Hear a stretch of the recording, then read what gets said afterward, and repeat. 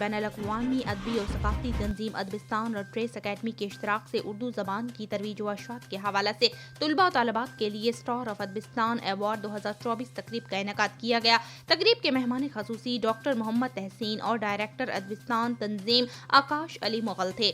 اردو کے مضمون میں سیدہ اول زہرا علی، علیزہ طاہر، ایمن ظہیر، حریم فاطمہ، علین گلگتائے، محمد ریحان اور انم طاہر کو نمایاں پوزیشن حاصل کرنے پر اسٹار آف ادبستان ایوارڈ 2024 سے نوازا گیا۔ ڈائریکٹر ادبستان تنظیم آکاش علی مغل اور ماہر تعلیم ڈاکٹر محمد تحسین نے میڈیا سے گفتگو کرتے ہوئے کہا کہ اردو زبان ٹوٹے ہوئے دلوں کو جوڑتی ہے، بکھرے ہوئے دلوں کو یکجا کرتی ہے، منتشر دلوں کو اکٹھا کرتی ہے۔ قومی زبان ملکی ثقافت کی امین ہوتی ہے۔ زندہ قومیں اپنی قومی زبان سے محبت کرتی ہیں اور ان کی ترقی و ترویج کے لیے کوشاں ہوتی ہے۔